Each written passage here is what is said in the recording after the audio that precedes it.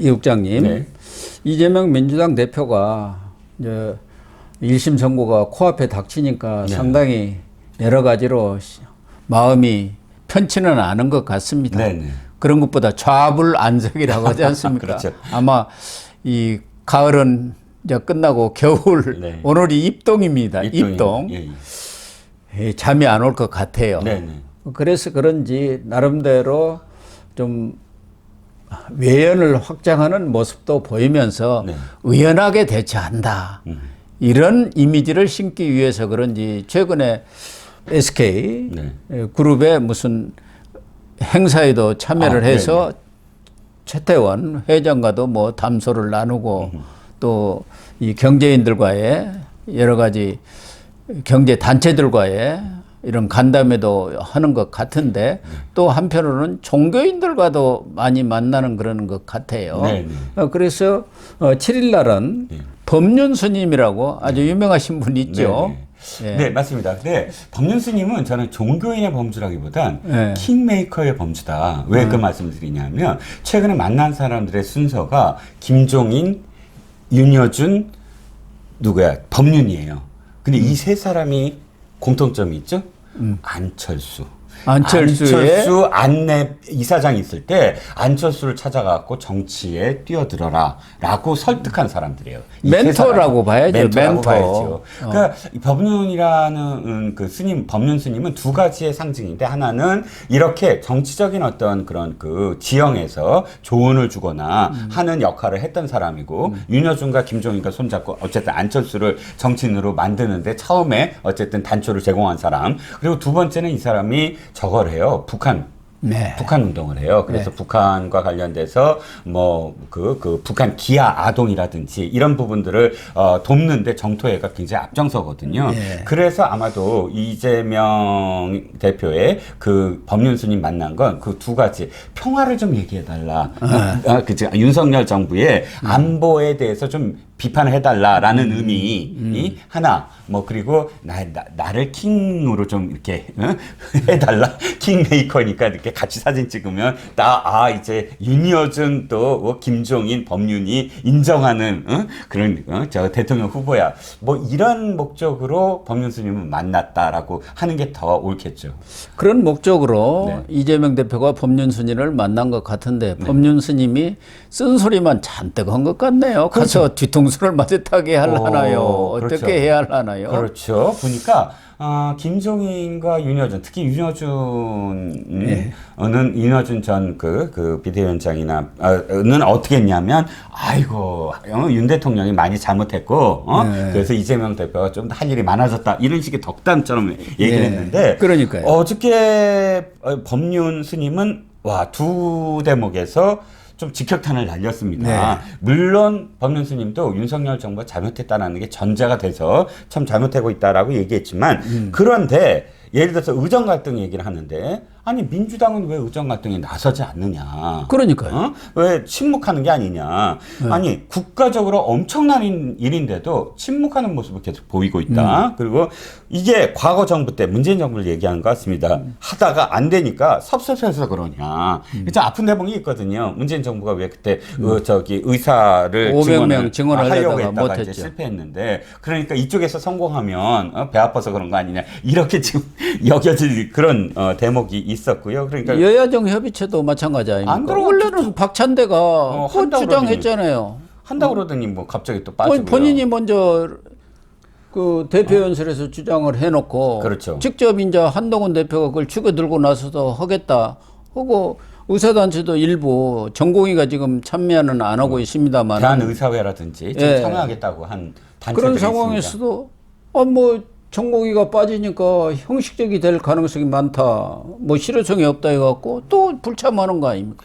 참여를 해가지고. 참여한 다음에 그걸 같이 끌어들여야죠. 아니 박단 무슨 전공의 대표도 만났잖아요. 네네. 예.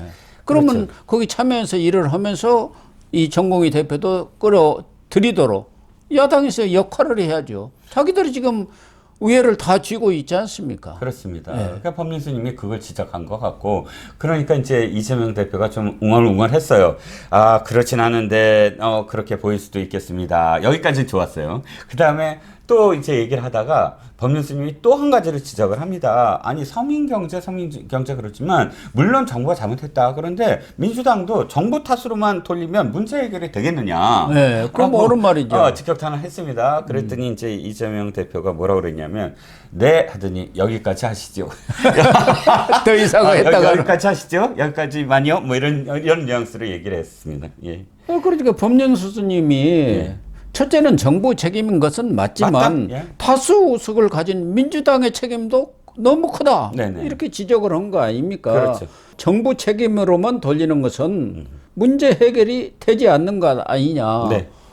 민주당이 적극 대응하고 나서라. 그렇습니다. 이렇게 얘기한 거 아닙니까? 그렇습니다. 그러다 보니까 이재명은 조금 뭐 중도 유엔 확정이랄까 또 종교계까지도 이렇게 손을 잡으려고 했는데 어떻게 보면은 크게 한 방을 좀 얻어 맞은 것 아닌가. 네. 지금 1심 선고를 앞두고 있다가 보니까 이재명이가 여기저기서 얻어 터진 게 한두 개가 아닙니다. 네. 제가 어제 잠깐 개인적인 일 때문에 다루지 못한 거 하나가 김동연 경기지사하고 네. 김경수 전 경남지사가 독일에서 회동을 해가지고 뭔가 입을 맞췄다는 거 아닙니까? 그렇죠. 문화일보가 이제 단독 기사를 낸 겁니다. 지금 김동연 지사가 반도체와 관련해서 글로벌 협력 체계를 구축하겠다라는 명목으로 유럽의 3개국을 지금 방문하고 돌아왔습니다. 예. 그런데 돌아온 다음에 문화일보가 단독을 한 거예요. 그 일정 중에 마지막이 독일이었습니다. 근데 독일에 누가 가 있습니까? 김경수가 가 있지 않습니까? 그러니까 김경수를 만났다. 물론 이 안에 구체적으로 뭐 어떤 내용을 하고 이건 전혀 없습니다만 만남 그 자체가 굉장히 의미가 크다. 아시다시피 지금 11월 달에 어마어마하게 그 이재명은 정말 정치적 위기가 도래하지 않았습니까? 뭐 수년간을 끌었던 모든 재판이 드디어 1심 선고가 지금 나오고 있는 겁니다. 그런데 이 시기에 딱 김동연 지사가 독일에 가서 김경수 전 지사를 만났다는 건 그만큼 김동연 지사가 경기도지사가 발빠르게 움직이고 있다라는 걸 상징하고 있는 것이고요. 그렇죠. 네. 예. 두 번째는 실제로 최근에 낸 인사들을 보면 재밌는 인사들이 많습니다. 경제부지사와 그다음에 정무 수석, 뭐 수석이라고 표현하지는 않지만 어쨌든 정무비서관 이런 사람들을 전부 국회의원 출신으로 했어요. 네. 그런데 특히나 누가 떠오르냐 하면 고영인 정무 쪽 파트 경제부지사입니다. 고영인 경제부지사. 왜 이 사람을 내가 말씀을 드리냐면 20대 국회의원인데 이제 김현하고 해서 김현 아시죠? 네. 춘추관도 김현하고 해서 경선에서 떨어졌어요. 그런데 부산 해운대 을이거든요. 또 옛날에 부산 해운대 을에 있었습니다. 그러다 보니까 부산 쪽 인맥. 지금 김경수가 PK 아닙니까? 부산 쪽 인맥을 지금 하고 있는 것이고 또 손종혁인가 하는 사람을 소통 쪽으로 지금 집어넣는데 김부겸 전 총리의 보좌관입니다. 그러다 보니까 지금 김동연 지사의 지금 그 그랜드 플랜 네. 원래 그 자리가 전부 다 이재명 쪽 라인들이 앉았던 자리거든요. 그렇겠죠. 예. 당연히 이재명 쪽 라인들이 하나씩 제거되면서 자기가 이제 김부겸 또 뭐 이쪽 부산 인사 뭐 이렇게 해서 점점 확산시킨다는 거죠. 그러니까 김동연 경기지사가 오스트리아, 네덜란드, 독일 같지만 실제적으로는 오스트리아, 네덜란드를 마치고 경기도에서 수행했던 사람들은 다 귀국했고 네. 독일은 일부러 갔다고 봐야죠. 그렇죠.